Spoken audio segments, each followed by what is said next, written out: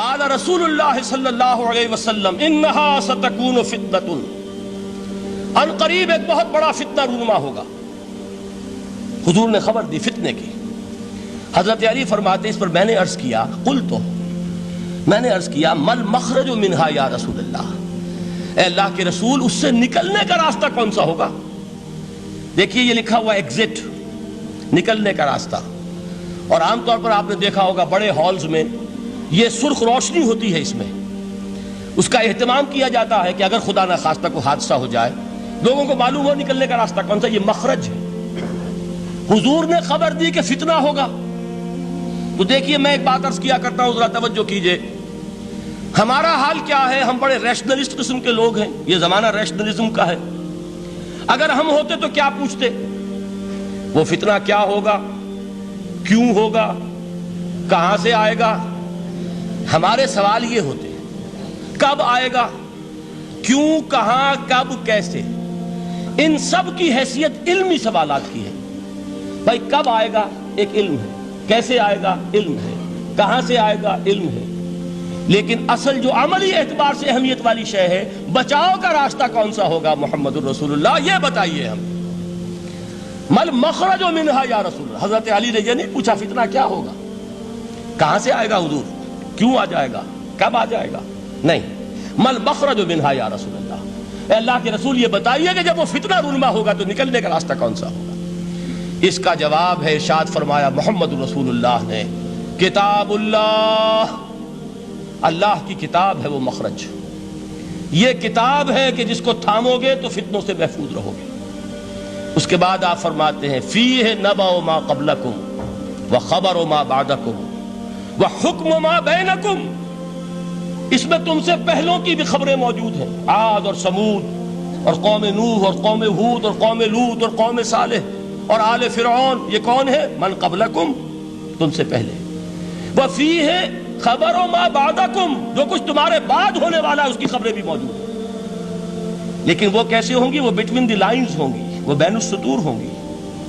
ان کے لیے انسان کو، آپ کو معلوم ہے ایک عبارت میں سطور ہوتی ہیں اور ایک درمیان میں ہوتا ہے، ان کے کچھ لکھا ہوا نہیں ہوتا۔ You have to read between the lines۔ قرآن میں بعد میں آنے والے حالات بھی درج ہیں، لیکن اس طرح نہیں جیسے کہ پچھلے حالات درج ہیں۔ اس کے لیے ذرا ان ڈیپتھ پونڈرنگ اوور، غور و فکر اور تدبر کی ضرورت ہوگی۔ وَحُکْمُ مَا بَيْنَكُمْ، اور جتنے اختلافات تمہارے اندر پیدا ہوں گے تا قیام قیامت، ان سب کا فیصلہ بھی اس کتاب میں موجود ہے۔ وَهُوَ حَبْلُ اللَّهِ الْمَتِينُ وَهُوَ الذِّكْرُ الْحَكِيمُ، یہی تو ہے، وَهُوَ الصِّرَاطُ الْمُسْتَقِيمُ، سیدھا راستہ اور کون سا؟ یہی قرآن تو ہے۔ ہر رکعت میں کہتے ہو اہدنا الصراط المستقیم، اور قرآن دیا ہوا ہے اس پر غور نہیں کرتے۔ عجیب تماشا ہے ہمارا، نماز کی ہر رکعت میں اہدنا الصراط المستقیم، اور حضور فرمائے وَهُوَ الصراط المستقیم، صراط مستقیم یہ قرآن ہی تو ہے، الذکر الحکیم یہ قرآن ہی تو ہے، وَهُوَ حبل اللہ المتین، اور یہی ہے اللہ کی مضبوط رسی۔ آپ نے قاری صاحب سے وہ آیات سنی سورہ آل عمران کی، وَاعْتَصِمُوا بِحَبْلِ اللَّهِ جَمِيعًا وَلَا تَفَرَّقُوا، اللہ کی رسی کو مضبوطی سے مل جل کر تھامو اور تفرقے میں مبتلا نہ ہو۔ تفرقہ ہوگا تو کیا ہوگا؟ تمہاری ہوا اکھڑ جائے گی۔ آج آپ کو معلوم ہے دول عرب اگر یہ یکجا ہو جائیں، ایک دن کے لیے اسرائیل قائم نہیں رہ سکتا، امریکہ نہیں، امریکہ کا باپ اسے قائم نہیں رکھ سکتا۔ اگر امت عرب ہی جمع ہو جائے، عالم اسلام تو بڑی شے ہے، جو وسائل ان کے پاس ہیں، جو اللہ تعالیٰ نے ان کو نعمتیں عطا فرمائی ہیں، لیکن افتراق، انتشار، اختلاف، جتھے بندی، گروہ بندی، دھڑے بندی، اس نے اسرائیل کا خنجر ان کے سینے میں پیوست کیا ہوا ہے۔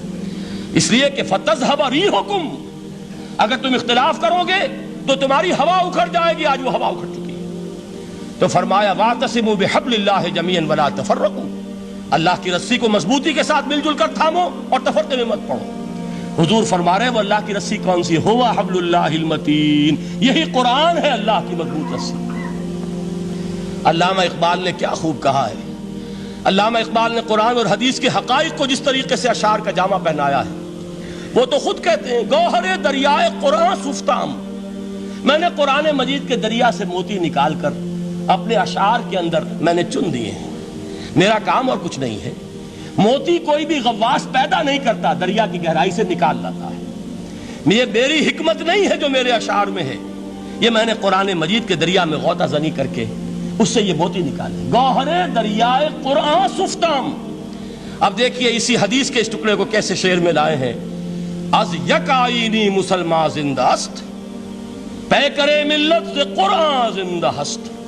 مسلمان کی زندگی تو ایک آئین کے بدولت ہے، یہ آئین قرآن، جو کہا تھا کبھی قائد اعظم مرحوم نے جب پوچھا گیا تھا کہ آپ کے پاکستان کا دستور کیا ہوگا، کیا فرمایا تھا؟ یاد کیجئے کہ ہمیں کسی نئے دستور کی ضرورت نہیں، ہمارا دستور 1400 برس پہلے طے ہو چکا ہے۔ یہ ہماری بدقسمتی ہے جو کچھ کہا تھا قائد اعظم نے کہ God has given us a golden opportunity to prove our worth as architects of a new state and let it not be said that we didn't prove equal to the task۔ میں معذرت کے ساتھ عرض کروں گا حضرت کہ واقعہ یہ ہے کہ ہم اس کے ایکول ٹو دی ٹاسک ثابت نہیں ہوئے۔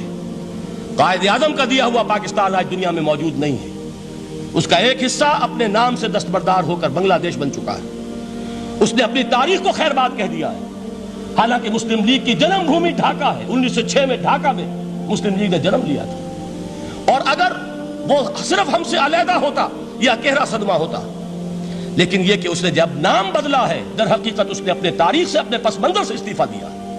یہ ہمارا دوہرا ہمارے لیے صدمے کی بات ہے۔ کیا 2 یمن موجود نہیں ہے؟ ان میں سے کوئی ایک بھی اپنا نام چھوڑنے کو تیار ہوگا؟ کیا 2 جرمنی دنیا میں موجود نہیں ہے؟ کوئی ایک بھی ان میں سے اپنا نام چھوڑے گا؟ کیا 2 کوریا نہیں ہے؟ 2 ویتنام نہیں ہے؟ تو کیا 2 پاکستان نہیں ہو سکتے تھے؟ ہو سکتے تھے۔ میں یہ کہا کرتا ہوں کہ یہ گہرا صدمہ ہے علیحدگی، اور دوہرا صدمہ ہے، اور اس سے کہیں زیادہ بڑا کہ انہوں نے اپنا نام بدل لیا، اپنی آئیڈینٹی چینج کر دی، انہوں نے وہ نام اپنے ماتھے سے اتار کر خلیج بنگال کے اندر دبو دیا۔ یہ بہت بڑی سزا ہے جو ہمیں ملی ہے۔ کیوں ملی ہے؟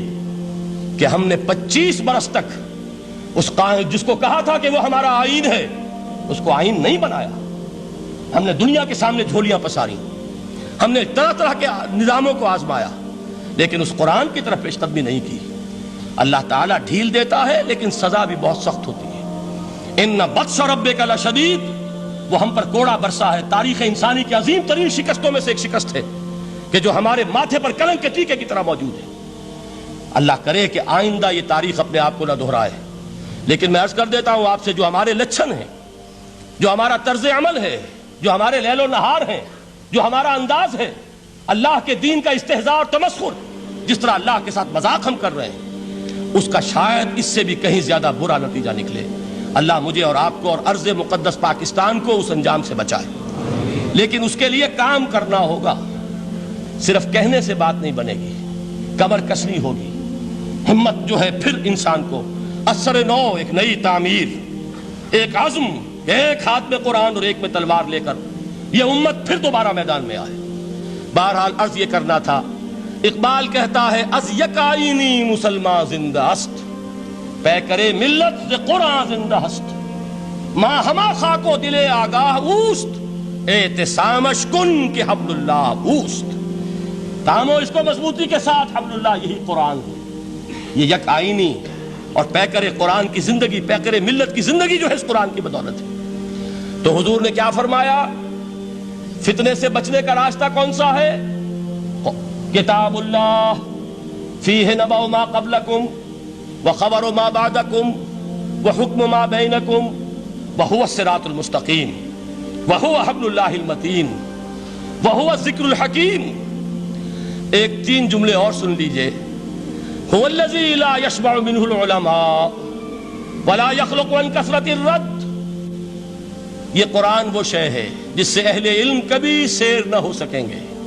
ولا تنقضی عجائبہ، اس کے عجائب کبھی ختم نہیں ہوں گے۔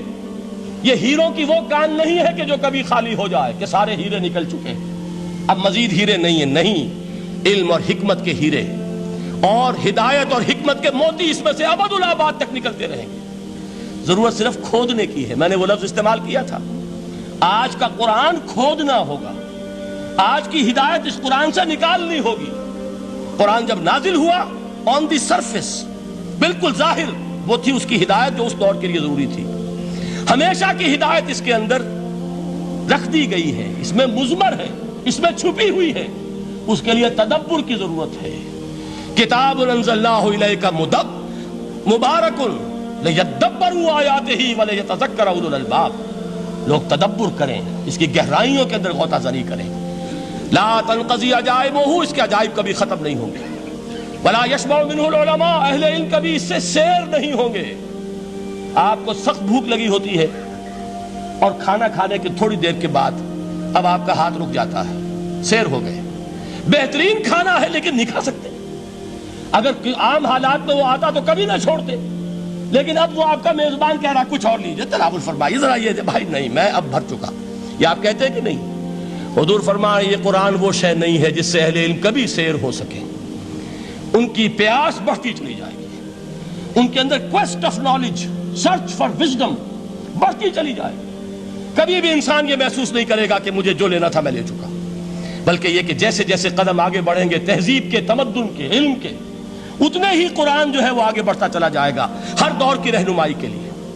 لا تنقضی عجائبہ ولا یخلق عن کثرت الرد، بار بار کے پڑھنے سے اس پر بوسیدگی طاری نہیں ہوگی۔ دنیا کی اور کتابیں ہیں، ایک دفعہ پڑھ لیں گے، دو دفعہ پڑھ لیں گے، تین دفعہ پڑھ لیں گے، چار دفعہ پڑھ لیں گے، پھر جی نہیں چاہے گا۔ لیکن یہ کتاب وہ ہے، امام شافعی کا میں واقعہ آپ کو سناتا ہوں۔ وہ یہ کہتے ہیں کہ ایک مرتبہ میرے ذہن میں یہ سوال آ گیا کہ اجماع کے لیے بھی قرآن مجید میں کوئی سند ہے، دلیل ہے؟ سب مانتے ہیں کہ اجماع جو ہے سورس ہے قرآن کے، اسلامی قانون کی، جس پر کہ امت کا اجماع ہو جائے۔ تو کہتے ہیں میں نے 300 مرتبہ قرآن پڑھا اول سے آخر تک، صرف اس دلیل کی تلاش میں۔ 300 مرتبہ مجھے نہیں ملی، 301ویں مرتبہ جب پڑھ رہا تھا مجھے روشنی مل گئی۔ وہ یبتغی غیر سبیل المومنین کے جو الفاظ آئے ہیں، نولہ ما تولی ونصلہ جہنم، جو کوئی شخص مسلمانوں کے راستے کو چھوڑ کر کوئی اور راستہ اختیار کرے گا ہم اسے اسی کے حوالے کر دیں گے اور جہنم میں پہنچا دیں گے۔ معلوم ہوا مسلمانوں کا جس پر اجماع ہو جائے اس کو بھی ایک سند حاصل ہے۔ یہ مسلمانوں کا مجمع علیہ ایک راستہ ہے، اس کو بھی ایک سند اور دلیل کی حیثیت حاصل ہے۔